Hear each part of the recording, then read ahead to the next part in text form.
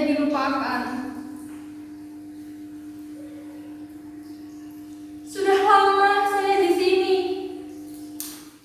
Saya tidak tahu. Saya sudah lama disiksa macam binatang. Saya juga tidak tahu. Apa saya binatang? 4 dinding ini hanya ada satu jendela jeruji besi yang jauh di sana. Tidak ada perabotan lainnya. Hanya ada tikar dan bantal. Tidak ada selimut. Saya tahu tidak akan lolos dari penjara ini jika tidak ada yang menyelamatkan saya. Jika tidak ada juga mukjizat untuk saya. Mudasir? Kamu Mudasir? Bagaimana kamu ada di sini, Mudasir? Kenapa? Kamu tidak ingat saya? Saya Atika, istrimu, Mudasir. Kamu mengantar saya ke Jakarta. Kita berpisah di Bandara Soekarno-Hatta. Kamu bercerita dalam suratmu, sehabis mengantarku, kamu langsung pulang ke kampung halaman untuk mengerjakan sawah. 1 tahun kita berkirim surat. Tapi setelah bencana itu, suratmu tak lagi datang. Mudasir, jangan tinggalkan saya, Mudasir. Apa saya sudah tidak punya daya tarik lagi? Kamu dulu bilang saya cantik. Saya memang cantik. Kecantikan saya yang alami, tanpa bedak dan gincu. Kamu dulu sering bilang begitu, menerima saya apa adanya, Mudasir. Tapi setelah saya disiksa, seperti inilah wajah saya. Mungkin jika ada cermin di sini, saya bisa tahu seperti apa wajah saya ini. Mungkin sudah seperti gombal busuk, bacin, tidak enak dipandang, menjijikkan jika dipandang.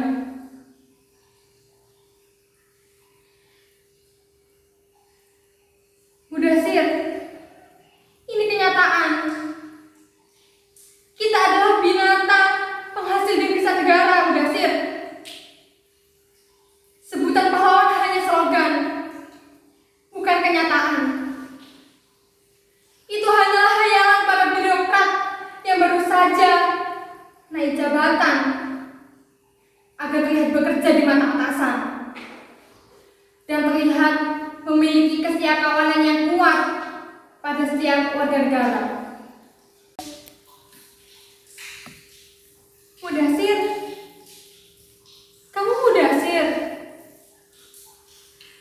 Cepat tolong aku. Bebaskan aku dari cengkraman ini. Ayo kita pulang.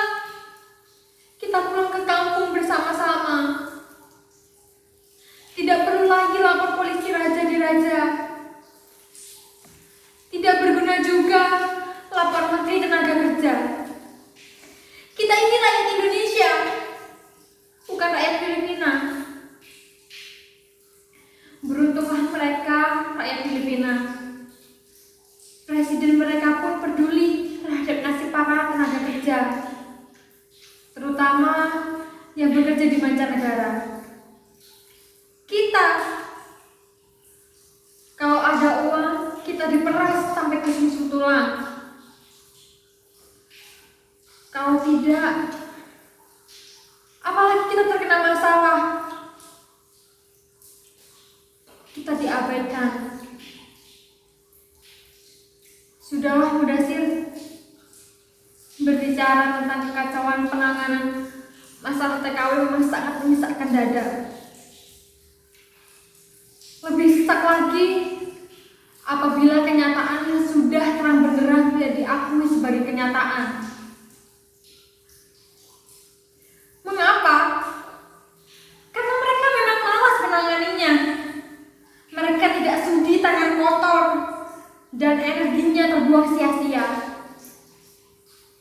Iya, karena tidak ada komisi yang tinggi untuk setiap masalah TKW yang ada.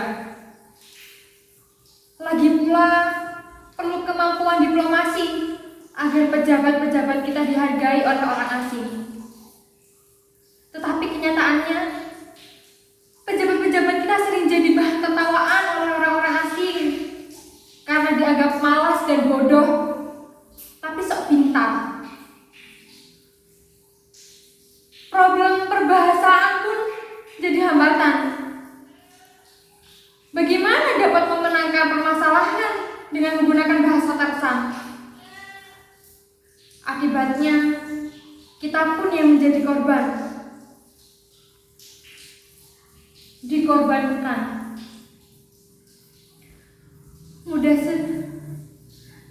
Kemarilah agar kita bisa saling bersentuhan. Mengapa kamu hanya berdiri di sana?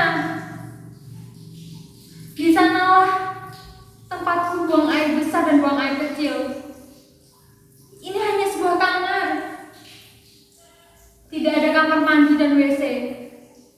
Di sini tidak ada apa-apa. Entah sebelumnya digunakan untuk siapa, aku juga tidak tahu. Bagaimana aku ada di sini pun aku juga tidak tahu. Aku tidak bisa menuliskannya di dalam surat. Bagaimana aku bisa menulis surat? Di sini tidak ada kertas, tidak ada pulpen, tidak ada amplop, tidak ada perangko. Di sini tidak ada apa-apa. Memang terang kalau siang karena ada matahari. Tapi kalau malam sangat gelap, pekat. Aku takut, Mudasir. Mengapa kau pergi? Jangan pergi.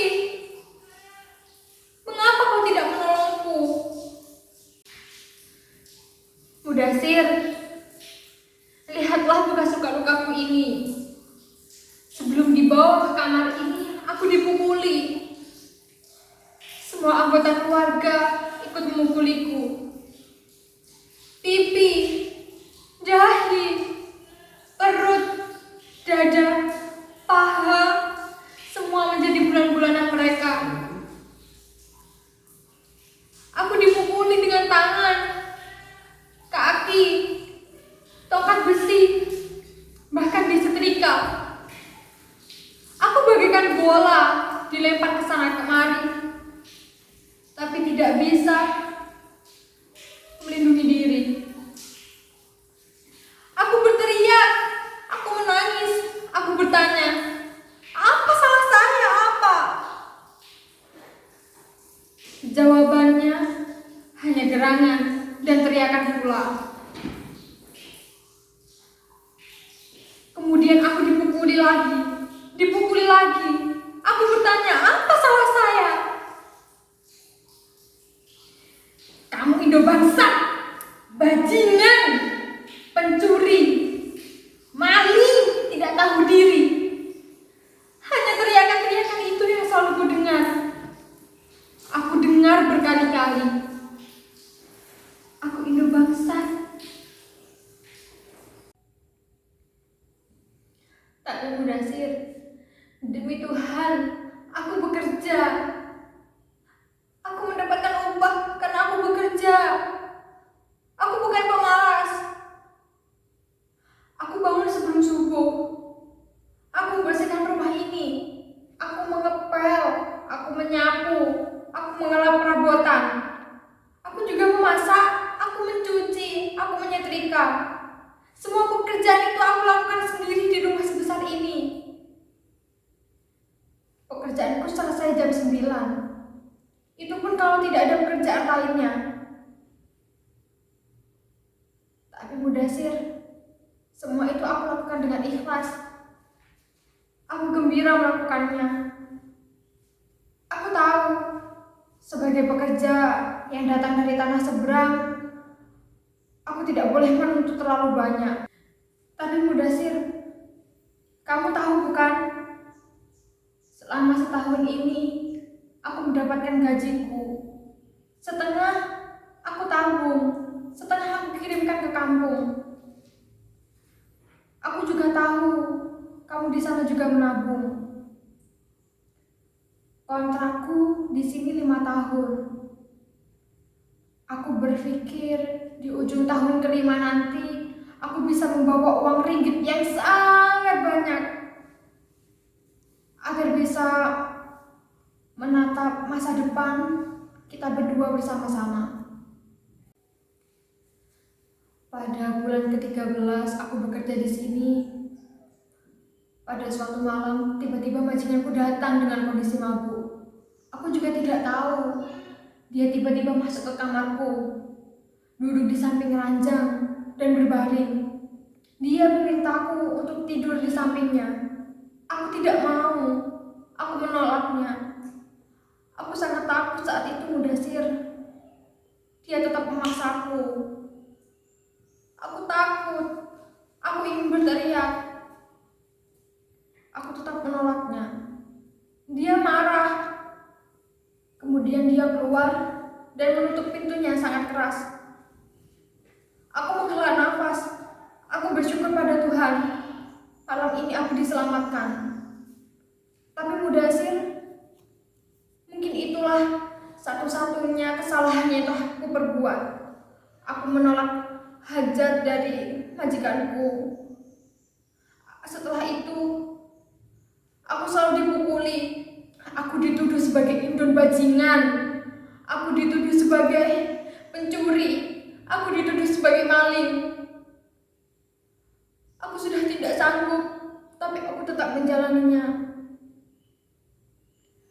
Pada bulan ke-16 aku bekerja. Seluruh keluarga merasa kehilangan uangnya setiap hari, dan mereka selalu menuduhku mencuri. Aku dipukuli. Aku disiksa. Mudasir, tolong aku. Setiap hari mereka selalu saja mengeluh kehilangan uang. Setiap hari jumlahnya lebih besar. Setiap hari kehilangan uang. Dan aku yang selalu dituduh sebagai pencuri, sebagai maling. Suatu hari aku disiksa. Aku diseret. Dan aku disekap di kamar ini. Mereka menyiksa aku tanpa konsep. Tetapi ini bukan impian. Ini adalah kenyataan. Aku yang mengalaminya. Sebenarnya, ada apa dengan majikanku? Ada apa dengan negara ini? Dahulu kita adalah saudara serumpun. Kita selalu saling menyapa. Kita saling menghormati. Mereka banyak belajar dari negara kita. Tentu saja dengan iming-iming gaji yang tinggi. Tapi dalam waktu yang sangat singkat, mereka sudah menjadi negara yang kaya raya. Mereka tidak lagi belajar dengan kita, Indonesia. Mereka sudah semakin maju. Mereka mulai menanam modal asing dan juga menerima modal asing, membuat mereka menjadi semakin kaya dan juga semakin maju. Kesuksesan mereka yang bertubi-tubi membuat percaya diri mereka semakin tinggi. Banyak orang pintar dan juga disegani. Tapi mereka sadar mereka masih mempunyai kekurangan. Mereka tidak mempunyai kesenian yang asli dari negara ini. Tapi dengan uang, mereka bisa melakukan segalanya. Mereka mengangkut para seniman dan membayarnya untuk membuat kesenian asli dari negara ini. Tapi tidak cukup dengan itu. Mereka mencuri berbagai jenis kesenian, mencari flora fauna, kemudian mengambil alih menjadi kepemilikannya. Mereka yakin mereka negeri yang kaya dan bisa membeli apa saja. Jika saja perkaranya hanya saling mencuri kesenian, aku tidak mungkin berakhir sampai seperti ini. Tapi bisa apa? Menurut mereka, hukum bisa dibeli. Mereka kaya, mereka bisa melakukan apa saja. Mereka tidak lagi takut hukum. Mereka merasa berhak untuk memiliki apa saja yang mereka bisa beli. Mereka berhak menyiksa kita. Mereka berhak. Mereka merasa berhak menganiaya kita, menghina kita, bahkan membunuh kita. Mudasir, Mudasir, kenapa kamu diam saja? Apa kamu tidak percaya dengan ceritaku? Aku berani bersumpah, aku masih suci, Mudasir. Tidak ada laki-laki yang pernah menyentuhku. Aku berani bersumpah. Jika memang itu terjadi, aku akan bunuh dia. Bahkan aku pun akan bunuh diri. Aku hanya mencintaimu. Mudasir, percayalah. Aku sesuci Dewi Sinta. Janganlah kamu menjadi Rama yang meragukan kesucian Dewi Sinta. Aku membutuhkanmu, Mudasir. Jangan pergi. Jangan berpaling. Aku butuh kehadiranmu. Nyata atau hayalan, itu tidak penting lagi bagiku. Hanya kamu yang aku butuhkan saat ini, Mudasir. Saya tahu kamu marah karena aku langsung pergi. Padahal kita baru saja menikah selama 3 bulan. Tapi memang itulah rencanaku, agar kita bisa menata hidup yang lebih baik di masa depan. Aku berharap kamu sudi memahaminya. Aku tergiur dengan gaji yang sangat besar di sini. Aku melakukan ini semua demi masa depan kita. Demi memperoleh gaji yang lebih besar dari yang aku dapatkan di Indonesia. Dan kamu tahu, Mudasir, itu sangat menggiurkan. Iya, saya tahu. Hal-hal yang menggiurkan pasti memiliki resiko yang sangat besar. Apalagi bagi saya, seorang wanita muda. Apalagi kamu bilang saya cantik. Tapi Mudasir, percayalah, aku bisa menahan segala godaan. Karena aku yakin aku memiliki tameng yang sangat kuat. Nasihat dari orang tua, ikrar pernikahan kita. Aku tidak akan mengkhianati itu semua. Tapi inilah kenyataannya. Ini adalah lakon kehidupan saya. Ini adalah kenyataan. Ini di dunia nyata, bukan dunia maya. Inilah yang sebenarnya. Saya Atika. Saya bukan bintang film. Mudasir, bagaimana keadaan emak dan bapak? Bagaimana keadaan mereka, Mudasir? Apakah penyakit mereka sudah sembuh? Beritahu aku. Jawab aku, Mudasir. Aku sudah mengirimkan beberapa gajiku untuk mereka berobat, agar mereka bisa pergi ke dokter. Dan aku yakin uang itu cukup untuk mereka berobat. Dan aku yakin mereka bisa sembuh dari penyakit mereka.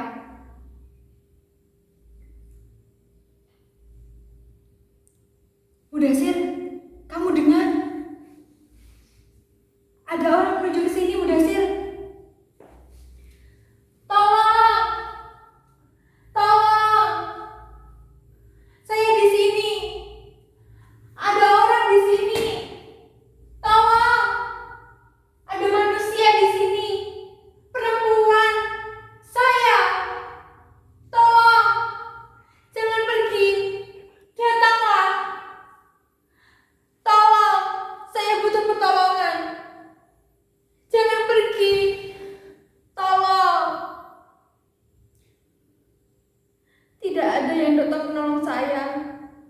Tidak ada yang sudi menolong saya. Saya dilupakan. Mudasir, di mana kamu, Mudasir? Apa kamu juga pergi? Kamu meninggalkan saya, Mudasir. Jangan pergi, Mudasir. Temani saya di sini. Tidak ada yang sudi menolong saya. Dia meninggalkan saya tanpa pesan. Saya rela mati bila memang harus mati. Tapi saya harus menceritakan kisah ini kepada semua orang. Entah kepada siapa. Siapa yang mau mendengarnya. Saya tidak rela mati tanpa ada yang tahu bagaimana kondisi saya dan bagaimana saya bisa mati di tempat busuk ini. Nasib manusia memang tidak ada yang bisa menentukan. Hanya Tuhan Maha Esa yang bisa menentukannya. Tapi terus terang, saya lelah meminta tolong. Entah sudah berapa lama dan sudah berapa kali saya meminta tolong, tapi tidak ada yang datang menolongku. Apakah tidak ada yang merasa kehilangan saya? 1-2 hari memang sudah biasa. Tapi ini sudah ada 1 bulan. Apa mereka tidak berpikir ini adalah sebuah pembunuhan? Tidak ada yang curiga. Apa tidak ada yang menganggap saya sebagai manusia? Pembunuhan. Apa yang saya alami mungkin ini adalah sebuah pembunuhan. Pembunuhan mental dan juga pembunuhan politik.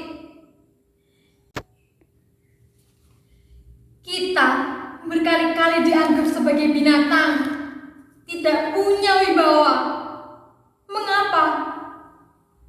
Agar kita lupa akan percaya diri kita. Dan kita dipaksa untuk merasa sebagai bangsa pembantu. Bangsa pembantu rumah tangga. Tidak ada kebanggaan. Kita dianggap miskin. Kita dilecehkan oleh negara yang kaya raya itu. Kita menjadi bahan tertawaan. Kita diabaikan. Kita dihapuskan dari peta dunia. Tapi kita tidak merasakannya.